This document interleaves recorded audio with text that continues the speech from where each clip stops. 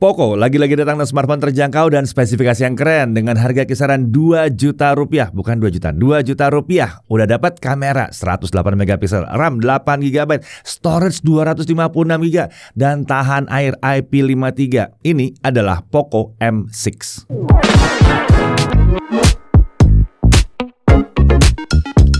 Ya, Poco M6 smartphone ini hadir dengan harga terjangkau untuk banyak orang ya. Mari kita langsung bahas mulai dari paket penjualannya dulu. Di dalamnya tentunya ada unit smartphone dengan screen protector yang sudah terpasang di layarnya. Lalu ada chargernya. Ini charger 33 watt fast charging. Lalu ada kabel USB Type-C dan ada clear soft case serta SIM tray ejector dan tentunya paket dokumen lengkap dengan stiker khas Poco. Jadi walaupun harga terjangkau, paket penjualannya masih cukup lengkap. Nah, untuk desainnya seperti ini ya. Back covernya ini warnanya udah two tone di sini. Menurut Poco bagian belakangnya ini materialnya kaca dan untuk finishingnya ini glossy. Bodinya terasa solid dan terlihat cukup mewah untuk kelas harganya. Material frame-nya ini menggunakan polikarbonat. Untuk pilihan warnanya ada 3, ada black, silver dan yang kami pegang ini warnanya purple atau ungu ya. Untuk dimensi tingginya 168,6 mm, lebar 76,28 mm dan ketebalnya di 8,3 mm. Untuk bobot sekitar 205 gram. Ini agak berat ya, tapi wajar mengingat ukuran layarnya yang cukup besar. Smartphone ini juga udah punya sertifikasi IP53. Jadi kalau kena hujan tipis-tipis masih tahan nih, nggak ada masalah. Tapi ingat, jangan dicemplungin ke dalam air, jangan ya. Nah, di sisi kanan ada tombol power yang merangkap sebagai fingerprint scanner. Lalu ada tombol volume up and down. Di atas ada infrared blaster dong. Lalu ada jack untuk 3,5 mm audio combo di sini ya. Di sisi kiri ada SIM tray. Ini hybrid ya, jadi bisa 2 nano SIM atau 1 nano SIM plus 1 micro SD. Beralih ke bawah, di sini ada tempat untuk mikrofon, USB-C dan grill speaker. Speakernya ini masih mono dan kualitasnya sih standar aja. Cukuplah untuk telepon pakai loudspeaker. Beralih ke depan, ini adalah layar 6,79 inci, lumayan besar di sini, Full HD Plus dengan dot display. Resolusinya 2460 x 1080 pixel. Ya, jadi FHD Plus di sini ya. Poco tidak menyebutkan jenis panel layar yang digunakan, tapi kemungkinan besarnya adalah panel IPS. Refresh rate-nya 90 Hz Adaptive Sync. Karena dia adaptif, jadi refresh rate-nya bisa otomatis naik ke 90 Hz saat ada aktivitas di layar. Kalau nggak ada aktivitas, refresh rate-nya bisa turun hingga 36 Hz. Jarang-jarang nih ada yang bisa turun sampai serendah itu ya, di bawah 60 Hz ya. Biasanya di harga segini turunnya cuma sampai 60 Hz atau bahkan nggak adaptif sama sekali. Nah, untuk brightness, Poco mengklaim bahwa brightness layar bisa mencapai 450 nits secara tipikal dan 550 nits untuk HBM-nya. Berdasarkan hasil pengujian kami, tingkat kecerahan layar itu mencapai 422 nits di dalam ruangan dan 507 nits di simulasi outdoor. Ya, ini belum mencapai klaimnya Poco secara persis ya, tapi seenggaknya udah mendekati klaim tersebut. Nah, Poco M6 ini memiliki 3 mode warna, Vivid sebagai default, Saturated dan standar. Untuk data color gamutnya bisa dibaca di tabel yang satu ini. Terlihat bahwa layarnya ini bisa menawarkan tampilan dengan color gamut mendekati 100% sRGB di mode Saturated. Nah, Poco M6 itu sudah memiliki sertifikasi TUV Rhineland Low Blue Light dan ini hardware solution ya. Lalu ada TUV Rhineland Circadian Friendly dan ada TUV Rhineland Flicker Free. Jadi layarnya ini udah ya terproteksi lah ya. Layar ini juga sudah mendukung DC dimming. Menariknya lagi, Poco M6 ini sudah memiliki perlindungan layar dengan Corning Gorilla Glass. Nah, lanjut ke bagian bezel. Di sisi atas dan bawahnya ini terlihat agak tebal ya, tapi kiri dan kanannya udah lumayan lah ya. Lalu di bagian bezel atasnya ini ada earpiece dan di bawah earpiece ada kamera selfie yang 13 megapiksel, bukannya f2.45 dan perekaman videonya sampai dengan 1080p 30 fps. Mari kita sekarang beralih ke bagian belakangnya. Ini adalah kamera utamanya, 108 megapiksel dengan sensor Samsung ISOCELL HM6, ukuran 1,167 inci dan lensanya yang pakai 6 elemen atau 6P, bukannya 1,75. Dia sudah autofocus dan perekaman video sampai dengan 1080p 30 fps. Kemudian yang berikutnya ada makro kamera 2 megapiksel, bukannya f2.4 ya. Dan ini bisa merekam video ya sampai dengan 720p 30 fps. Lalu ada LED flash yang bentuknya seperti ring di sini. Untuk fitur-fitur ada time lapse, portrait, night, 108 megapiksel, makro, tilt and shift dan lain-lain. Nah, untuk spesifikasi internalnya, SoC-nya pakai MediaTek Helio G91 Ultra. Ini SoC dengan CPU octa-core ya.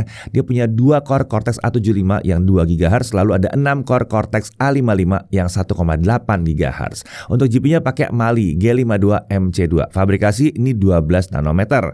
Untuk RAM 8 GB LPDDR4X. Sementara untuk storage-nya ini pakai eMMC berukuran 256 GB. Wajar ya karena harganya segini. Untuk storage-nya ini kita masih bisa expand lagi ya dengan micro SD sampai dengan 1 TB micro SD-nya. Untuk baterai dia pakai 5030 mAh dengan dukungan charger 33 watt fast charge. Untuk sensor ada virtual proximity sensor, ambient light sensor, accelerometer, electronic compass dan virtual gyro. Di sini tidak ada hardware gyroscope ya, tapi paling nggak ada virtual gyronya lah. Nah, untuk konektivitas bisa 2G, 3G dan 4G, lalu Wi-Fi-nya sampai Wi-Fi 5 dan Bluetooth-nya ada di Bluetooth 5 ya. Untuk Bluetooth codec yang tersedia di sini ada banyak, ada LDAC serta aptX HD audio juga bisa ya. NFC tentunya ada, USB OTG bisa, radio FM pun ada. Nah, untuk menggunakan radio FM kita perlu menghubungkan smartphone dengan earphone melalui port audio jack-nya tadi. Untuk pengamanan dia punya side fingerprint sensor yang tadi, lalu ada AI face unlock juga. OS dia pakai HyperOS dengan basis Android 14. Untuk update-nya Poco menjanjikan ada jaminan update software 2 kali dan untuk security update-nya dia dapat 3 tahun. Perlu diperhatikan setelah kami melakukan update security patch di OS-nya ini ada pemberitahuan yang muncul meminta izin untuk mengakses data-data kita di beberapa aplikasi mereka. Jadi harap dibaca baik-baik detailnya. Nah, kemudian untuk bloatware gimana? Tentunya masih ada ya untuk harga segini, tapi untungnya ini bisa di uninstall. Untuk iklan seperti biasa untuk smartphone kelas gini ya, tentunya ada, wajar. Lanjut ke pengujian performa. Kita mulai dari benchmark Antutu 9 dulu ya. Dia dapat sekitar 268 ribuan. Nah, untuk Antutu 10-nya kita harus pakai 3D Lite di sini. Dia dapat 281 ribuan. Dan ingat ya, karena dia pakai 3D Lite ya, 3D versi Lite, jangan dibandingkan dengan skor Antutu 10 yang tidak pakai 3D versi Lite atau yang 3D-nya versi yang normal. Lanjut ke Geekbench 6 single core di 414, multi core di 1428. Untuk 3D Mark Slingshot Extreme Unlimited OpenGL graphics score-nya di 1243. 3D Mark Wildlife Stress Test tanpa kipas base score-nya di 725 dengan lowest score di 720. Jadi stability-nya ada di 99,3%. Untuk GFX Bench T-Rex 1080p off-screen dia dapat 45 fps. Nah, untuk CPU throttling test selama 30 menit itu kita dapat 79% tanpa kipas. Kita lanjut untuk gaming. Nah, di pengujian gaming ini kita mengaktifkan performance mode yang bisa diakses dari overlay Game Turbo. Untuk Genshin Impact, sayangnya saat dicoba yang satu ini masih kurang playable ya. Frame rate-nya masih ada di bawah 30 fps. Jadi kita skip dulu pengujian yang satu ini lebih lanjut ya. Dan jangan tanyain soal Wuthering Wave karena itu juga sama mirip-mirip kayak Genshin Impact ya, tergolong game yang berat juga. Lanjut ke Subway Surfer. Ya, yang di sini sayangnya kita belum bisa merasakan frame rate di atas 60 fps. Karena saat dihidupkan, dia layarnya langsung mengunci di 60 Hz. Jadi kita bisa merasakan dia di 60 fps. Tapi ya 60 fps sih lancar-lancar aja ya. Kita udah coba kok naikin refresh rate ke 90 Hz secara manual, tapi saat mainkan game ini refresh rate-nya tetap jalan di 60 Hz. Lanjut ke PUBG Mobile, setting grafisnya terbuka sampai smooth Ultra alias 40 fps dan saat dimainkan frame rate ini ya ada di kisaran 40 fps. Jadi cukup lancar ya. Tapi 40 fps, harapannya sih dibuka sampai 60 sebetulnya. Lanjut, Free Fire Max dengan settingan grafis ultra dan frame rate di high. Game ini bisa berjalan di kisaran 45 fps saat lagi rame, sedangkan battle normal itu sekitar 50 sampai 60 fps. Lumayan juga. Nah, kalau mau lebih lancar lagi ya turun aja settingnya. Ntar bisa dapat lebih dekat ke 60 fps konstan. Lanjut ke Mobile Legends. Di sini kita uji di setting grafis high dan frame rate high. Hasilnya frame rate-nya berapa kali sempat turun hingga kisaran 40-an fps saat lagi rame. Sementara kalau lagi battle biasa, frame rate yang dapatkan itu ada di kisaran 50 bahkan bisa nyampe 60 fps. Hasilnya sama masih kita peroleh setelah kita mainkan game ini 3 match berturut-turut. Nah, setelah match ketiga, kita coba ukur suhu permukaan smartphone. Di sisi belakang terlihat jika suhunya itu mencapai 37 derajat Celcius saja, dengan titik terpanas ada di bagian tengah atas dekat modul kamera. Ini mah adem sih sebetulnya. Kemudian lanjut ke sisi layarnya, titik terpanas ada di bagian atas dekat bagian frame kanan smartphone dengan suhu di kisaran 39 derajat Celcius. Lagi-lagi ini cukup adem ya. Oke, kita lanjut ke pengujian kamera, tapi seperti biasa bareng sama Chris. Kali ini bareng sama Isan juga. Oke, di tangan saya kali ini sudah ada Poco M6. Nah, sekarang mari kita uji kameranya seperti apa. Dan pengujian kali ini dilakukan oleh Sama Isan ya, tapi penjelasannya masih sama saya. Oke, kita langsung aja mulai. Nah, suara yang teman-teman dengar sekarang ini adalah suara mikrofonnya langsung. Kita nggak pakai mikrofon eksternal di sini. Jadi untuk kebutuhan video sehari-hari atau mungkin vlogging, hasil suaranya seperti ini. Mohon maaf pas lagi rekaman emang cuacanya lagi kurang baik, jadi ada suara petir di sekitar. Tapi suara vokalnya gimana? Oke, sekarang kita cek video selfie-nya. Di sini terlihat jika kameranya kurang stabil, sepertinya memang karena belum ada EIS di sini. Untuk video yang lebih stabil, baiknya pakai tripod aja ya. Untuk resolusi yang tersedia di sini mentoknya di 1080p 30 fps saja. Terkait kualitasnya silakan dinilai sendiri. Lanjut ke video kamera utamanya, video yang dihasilkan terlihat kurang stabil juga. Agak disayangkan belum ada electronic image stabilization di sini atau stabilizer di videonya itu belum ada. Lalu untuk resolusi juga sama, mentok di Full HD 30 fps saja. Video terlihat oversharpen dengan saturasi yang cukup tinggi juga. Kemudian untuk kemampuan dynamic range-nya juga standar. Bagian highlight overexpose dengan area wajah yang masih dapat terlihat dengan jelas. Lalu jika dibutuhkan ada kamera makro yang bisa digunakan untuk merekam objek dari jarak dekat dan resolusinya bisa sampai 720p 30 fps untuk kamera makronya ini. Lanjut ke video selfie malam, kamera selfie-nya kira-kira hasilnya seperti ini.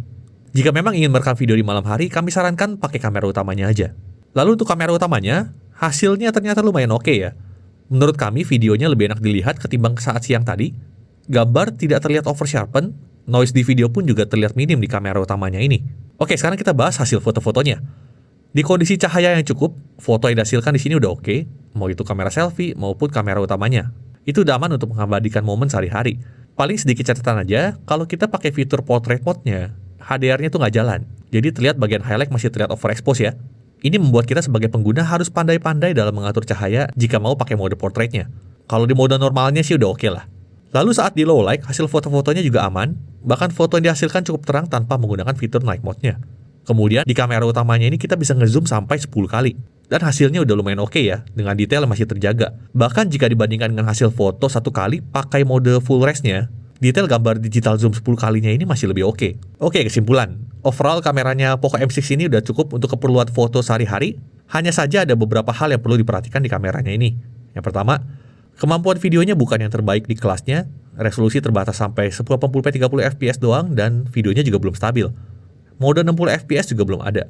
Lalu fitur ekstra kameranya juga minim, fitur seperti Pro Mode, Slow Motion belum ada di sini. Terakhir belum ada kamera ultrawide atau anak-anak zaman sekarang kenalnya tuh kamera 0,5. Kalau di Android sih umumnya 0,6 ya. Jadi buat yang butuh foto ekstra lebar, kita masih butuh mundur beberapa langkah dulu ke belakang. Oke, sekian pembahasan kameranya Poco M6. Kita lanjut lagi ke pembahasan berikutnya. Lanjut lagi untuk pengujian baterainya. Kalau kita pakai local YouTube video playback yang 1080p, jadi videonya di-download dulu pakai aplikasi YouTube, lalu dijalankan diputar tidak melalui WiFi atau selular ya.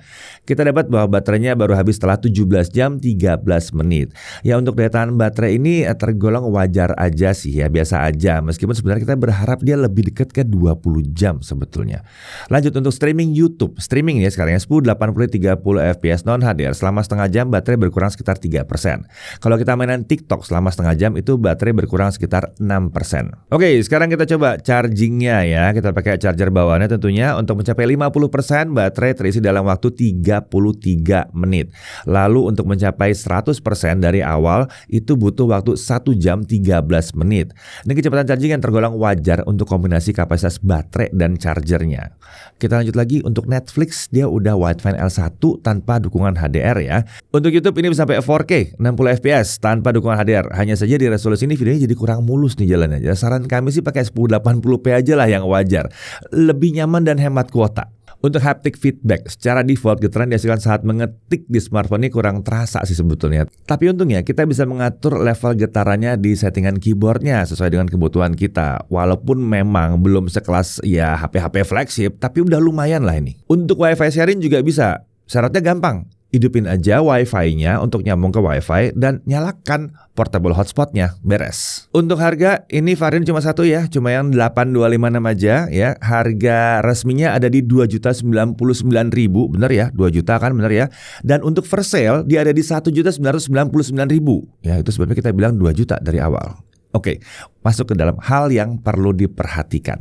Pertama, performanya mungkin bukan yang terkencang di kelasnya, tapi ini sudah mencukupi untuk penggunaan harian yang tidak terlalu berat. Lalu storage-nya, ya pasti pada bilang, wah eMMC nih. Ya, ini adalah jenis storage yang wajar sebetulnya untuk kelas harganya. Apalagi kita udah dikasih 256 GB. Kemudian, daya tahan baterainya ini memang agak sedikit di bawah ekspektasi kami ya. Lalu fitur kameranya terasa masih kurang lengkap nih. Fitur Pro dan slow-mo itu belum ada di sini. Kemudian OS-nya ya tentunya ini bukan tergolong yang bersih ya, tapi seenggaknya aplikasi bawaan di sini masih bisa kita uninstall. Oh ya, hati-hati setelah update ya, karena sistemnya ini minta izin untuk akses data-data kita di beberapa aplikasi. Jadi tolong dibaca dengan baik. Nah, dari sisi kelebihannya, pertama desainnya ini terlihat premium. Lalu bodinya terasa solid dan kokoh. RAM dan storage-nya ini besar buat kelas harganya. Layarnya juga udah pakai Corning Gorilla Glass dan masih ada screen protector tambahan lagi di layarnya ya. Paket penjualannya juga lengkap. Dia punya daya tahan terhadap air, ada IP53 di sini. Lalu ada infrared blasternya, udah support NFC, masih ada port 3,5 mm yang audio combo jack itu ya.